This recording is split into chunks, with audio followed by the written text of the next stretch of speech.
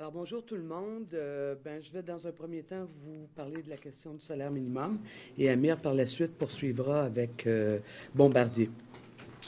Alors, comme vous savez, j'ai déposé une motion ce matin qui demandait aux autres partis d'être solidaires à cette idée de dire que d'ici la fin de la législature, on atteigne le salaire minimum, le montant de 15 $. Je pense que la réaction des autres partis nous démontre, et démontre surtout aux travailleurs et travailleuses à petit salaire, que le seul parti à l'Assemblée nationale qui se préoccupe de l'amélioration de leurs conditions salariales, c'est Québec solidaire. Pourquoi? Parce que vous savez que développer l'économie par le bas, là, c'est tout aussi bon. Et ce qu'on craint quand on voit ces gouvernements-là aller, ce qu'on craint quand on regarde des refus d'appuyer une motion aussi simple que celle qu'on déposait ce matin, ce qu'on craint, c'est d'ébranler l'économie, peut-être l'économie du haut. Nous, ce qu'on dit, c'est, et on n'est pas les seuls à dire, il y a des recherches, que ce soit tant au niveau de l'Institut de recherche en innovation sociale que l'Institut de la statistique, que l'augmenter le salaire minimum, au-delà d'apporter aux gens une amélioration de leurs conditions de vie, ça permet aussi à relancer l'économie, notamment l'économie de proximité. Alors, les mouvements sociaux sont en train de se mobiliser autour de cette idée. Vous le savez comme moi qu'à travers le Canada, l'Alberta est aussi en campagne sur cette question-là. Il y a des États aux États-Unis, des villes. Alors, je ne comprendrais pas pourquoi qu'un Québec qui se veut progressiste, qu'un Québec qui a créé de la richesse dans les dernières années, ne ferait pas en sorte que l'inégalité que vivent les travailleurs, travailleuses à petit salaire soit réparée d'ici 2 ans en atteignant le 15 $ de l'heure comme salaire minimum. À propos de Bombardier, nous, on se réjouit pour le Québec. On se réjouit pour le fait qu'enfin, un avion, des produits construits par le génie technique et scientifique du Québec puissent être reconnus et appréciés et achetés. Cependant, on n'a pas réglé tous les problèmes de direction de Bombardier. Ça a généré d'importants problèmes au cours des dernières années. Il y a de l'argent du Québec qui est dans cette entreprise-là, pas seulement les 1 point quelques milliards, depuis des années que le Québec subventionne et favorise cette compagnie. Il faudrait s'assurer que les emplois qui vont être générés restent au Québec. On n'entendra pas tout d'un coup les annonces au Mexique ou ailleurs, là. Il y a beaucoup d'argent public investi dans Bombardier. Il faut enfin qu'il y ait des engagements très clairs en faveur du Québec. Ce qui illustre la nécessité, justement, de ne pas uniquement recourir par le développement économique par le haut, ce que disait Manon. Le développement économique par le haut, c'est sous contrôle de ce 1 %, les familles Baudouin du monde. Le développement économique par le bas, c'est soutenir la croissance d'une économie où il y a une prospérité partagée, puis c'est sous contrôle de la masse des gens, des 99 % que nous sommes.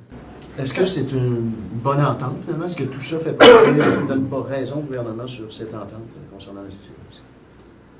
Le gouvernement n'a pas toujours tort. Bombardier a un excellent produit. S'il y a eu des problèmes dans sa conception, puis dans sa vente et tout ça, maintenant, c'est en partie derrière nous, je l'espère, et ça va envoyer de bons messages. Ça donne raison au génie québécois. Ça donne raison au fait que de l'argent public pendant des années, c'est sûr que ça doit rapporter quelque part. D'accord? Maintenant, le modèle de développement économique du gouvernement libéral ne s'en trouve pas pour autant sauvé. Là. Ils n'ont que ça.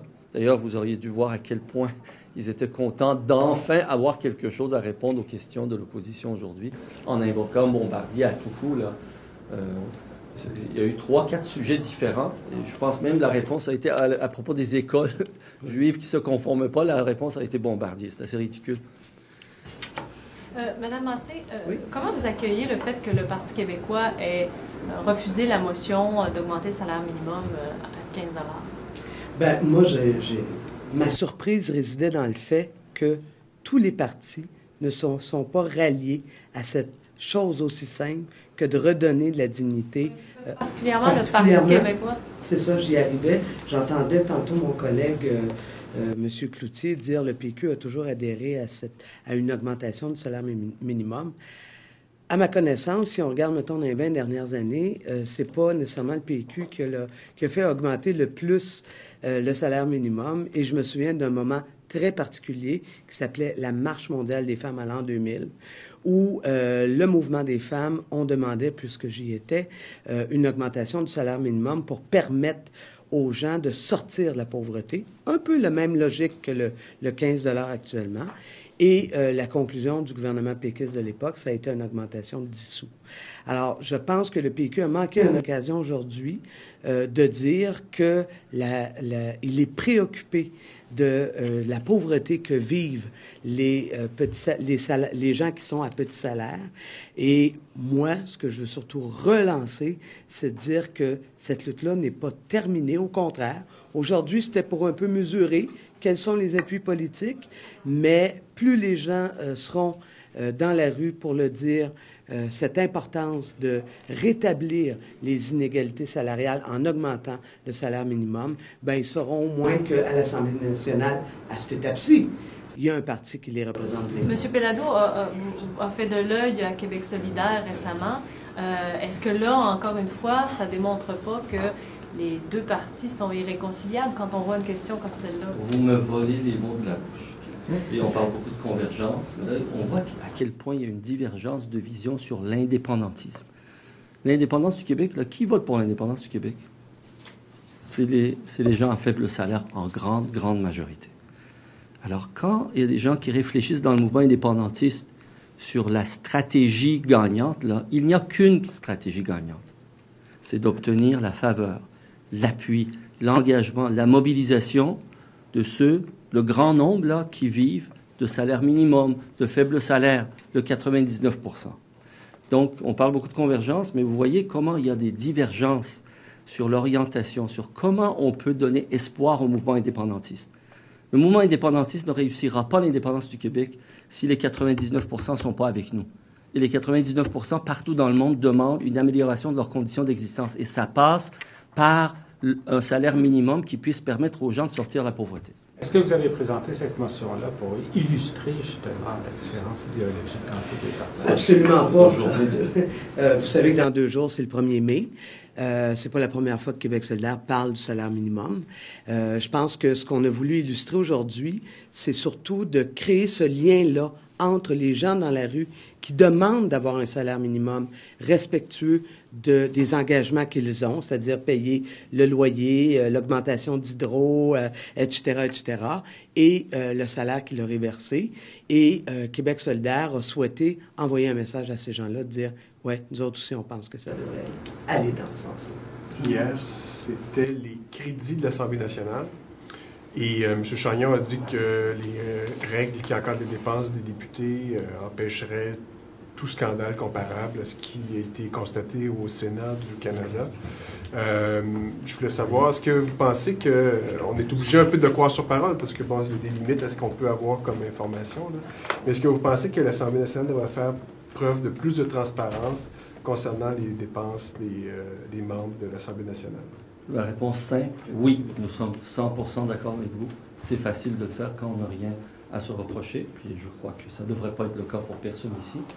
Et à un moment particulièrement difficile, après des années d'austérité où le gouvernement a tant détruit dans les services publics parce que ça coûtait cher à l'État, ben, ce serait le minimum que les députés libéraux ici à l'Assemblée nationale acceptent de le faire. Avez-vous l'impression que c'est 2 poids, 2 mesures dans la gestion des fonds publics à l'Assemblée nationale quand on constate qu'ils ne sont pas soumis exactement aux mêmes règles que le reste de l'appareil d'État? On a vu notamment avec le projet d'agrandissement que le projet a procédé d'une façon qui était différente de ce qui serait survenu pour d'autres ministères ou organismes.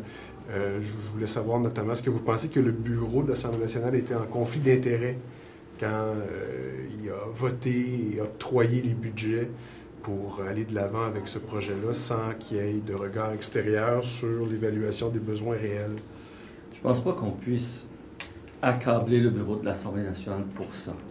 Ce qui est accablant, c'est que, bien conscient que dans le fond, on a les moyens, on fait ce qui est le mieux pour l'Assemblée nationale au moment où ça compte et quand c'est justifié. Et c'est parfait que ça soit comme ça.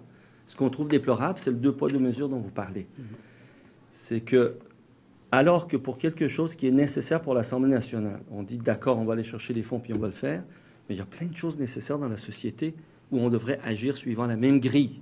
C'est nécessaire l'éducation, nos écoles, c'est nécessaire le système de santé, les CLSC, c'est nécessaire le tissu social, l'aide aux plus démunis, le mouvement communautaire. Alors prenons l'argent là où il est, puis consacrons-le. C'est le 2 poids 2 mesures qui nous dérange, pas la décision de faire les rénovations, l'agrandissement, ce qu'on a besoin pour l'Assemblée nationale.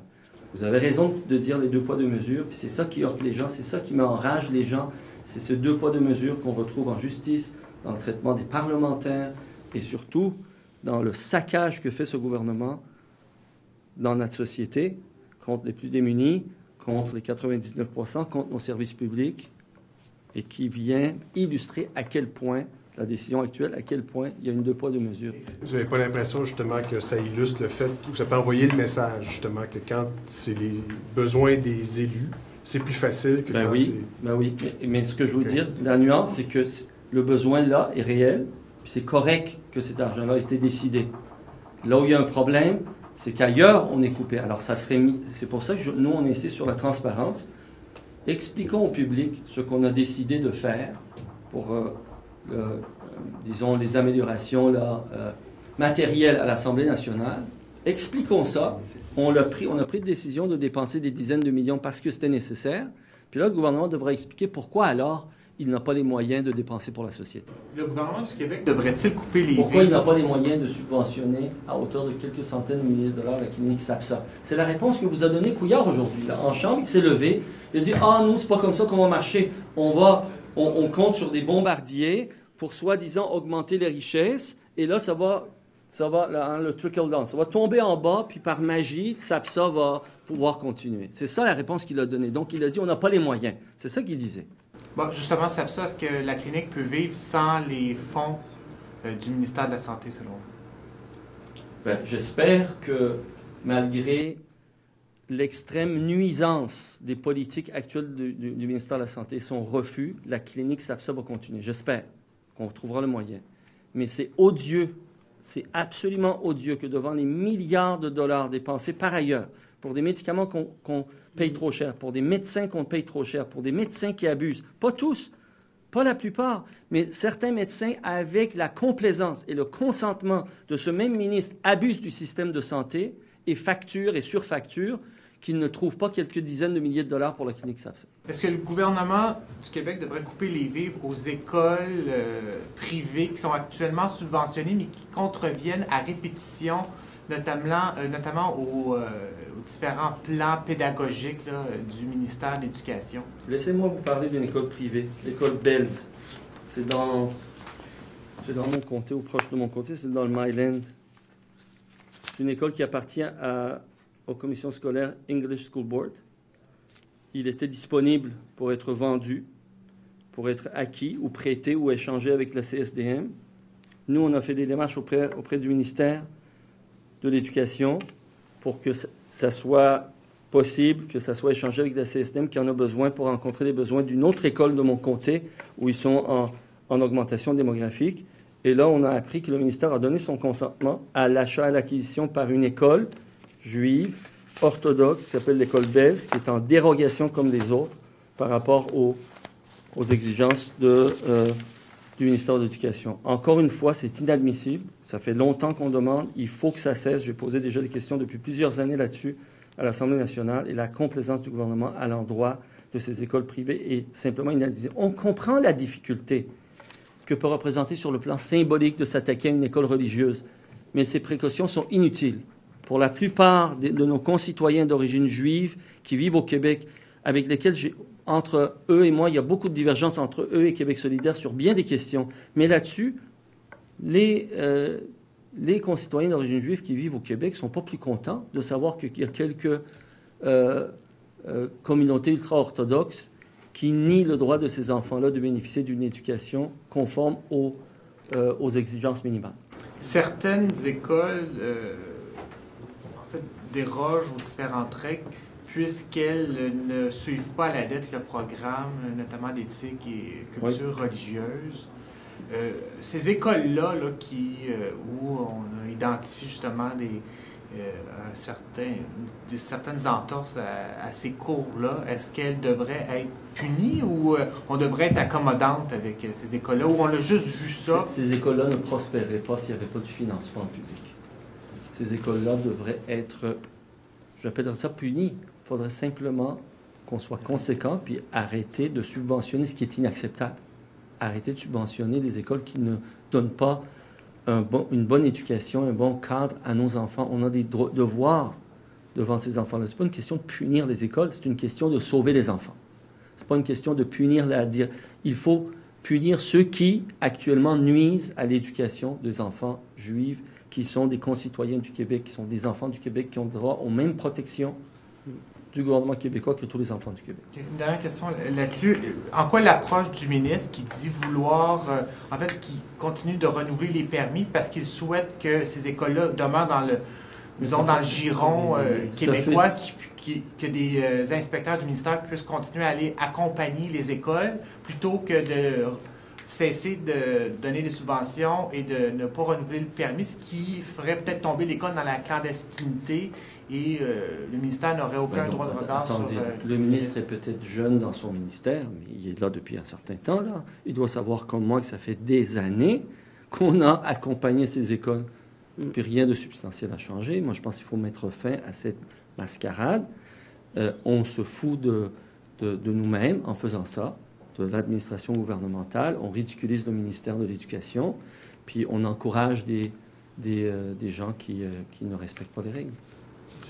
Récemment, Mme David a dit qu'elle réfléchissait à la possibilité de se retirer, qu'elle ne serait peut-être pas candidate à la prochaine élection. J'aimerais savoir, vous concernant, où en est votre réflexion quant à une candidature en 2018? Moi, si j'avais pu, disons, passer le flambeau en 2012, je l'aurais fait. Si j'avais pu le faire en 2014, je l'aurais fait. Si je peux le faire en 2018, je vais le faire. Mais si je ne peux pas le faire avant, disons, 2040, je vais avoir quel âge? 80 ans. S'il faut que je reste là jusqu'à 2040, moi, je suis prêt. Ça ne dépend pas de moi, ça dépend de Québec solidaire. Ce n'est pas une décision que je peux vous annoncer. Il faut que j'en parle à tout le monde, puis on voit où on est rendu, puis comment on passe le flambeau. Mais c'est sûr que notre idée d'une démocratie vivante, notre idée d'une gauche alternative, c'est une gauche alternative, c'est un parti qui ne repose pas sur le charisme individuel ou l'apport individuel de ses membres, mais sur le travail collectif. Donc, il faut qu'on réussisse à traduire ça. C'est pas toujours facile parce qu'on vit dans des sociétés qui mettent beaucoup l'accent sur les personnalités. Alors, entre notre volonté puis la capacité de la société de se transformer et de cheminer, puis de moins fixer, d'avoir de fixation sur les personnalités, le charisme, il y a une marge, puis qu'on en est conscient, puis on travaille là-dessus. Mais moi, dès que je peux, et je vais être là aussi longtemps que nécessaire. Est-ce que ça montre qu'il n'y a pas de relève dans votre Non, parti parce politique? que c'est pas la question de la relève. La relève, il y en a. C'est le public, c'est les médias, c'est les grandes, je dirais, le grand conservatisme de la classe politique et de la classe médiatique qui l'accompagne dans l'acceptation de ces genres de choses-là. Donc, les gens votent d'abord dans la circonscription de Mercier pour Amir Kadir et ensuite pour Québec solidaire. Bien, il n'y a pas juste Mercier, c'est pas un problème. Je pense que Mercier, tout le monde qui connaît la dynamique locale, c'est pas un problème. C'est plus à l'échelle de l'ensemble de la classe politique, de la scène politique, des observateurs. Il y a vraiment beaucoup de résistance. Là, c'est pas la seule chose. Il y a des inerties que malgré toute notre bonne volonté, ça va prendre du temps avant qu'on puisse le changer. Donc, si quelqu'un peut prendre la relève, M. Kadir, vous allez céder la place. C'est ce qu'on Bien doit sûr. comprendre. Bien sûr, et ça serait souhaitable de la part de toutes les formations politiques au 21e siècle qui ont des prétentions démocratiques. Vous allez l'évaluer comment, ça, cette capacité à passer? Je vais l'évaluer avec Manon, je vais l'évaluer avec notre comité de coordination nationale, dans notre congrès avec nos militants. Pas seul, en tout cas. Mais donc, pas juste avec des journalistes. Vous êtes victime de votre succès? C'est-à-dire Québec solidaire? Vous personnellement? Victime. De votre succès. Mais vous êtes, si je pouvais m'en aller, je m'en irais, mais je ne peux pas m'en aller. Non, je suis victime de rien. Québec solidaire a des difficultés à percer le conservatisme dans nos sociétés, à surmonter les inerties. C'est ça la difficulté.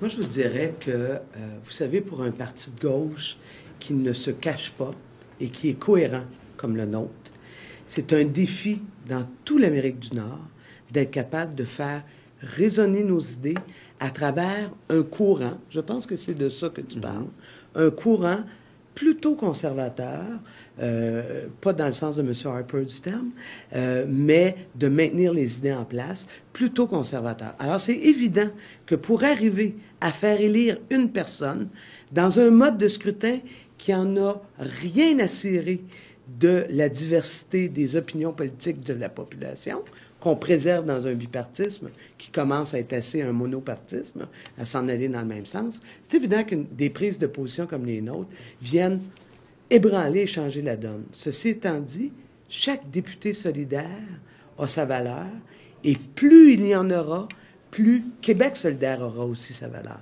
Comprenez-vous? Vous le comprenez plus que moi, j'imagine. Et dans ce sens-là, moi, je sais pas pour Amir, c'est drôle que vous me posez pas la question à moi. Moi qui arrive du mouvement. Vous avez été élu en 2014, Mme Massé. Exactement.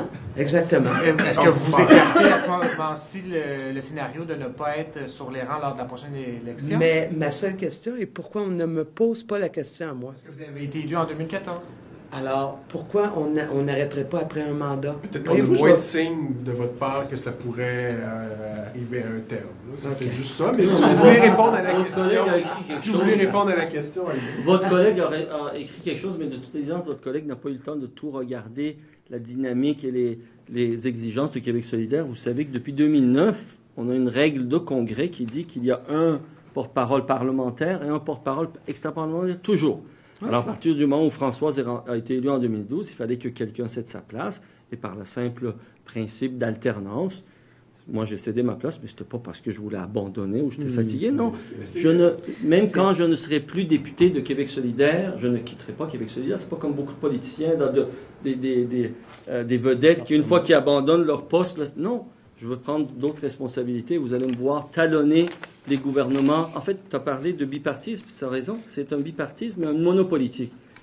CAQ, PQ et les libéraux, là, franchement, dites-moi qu'est-ce qui les distingue sur le Et dans un contexte de convergence souverainiste, est-ce que la stabilité devient plus importante?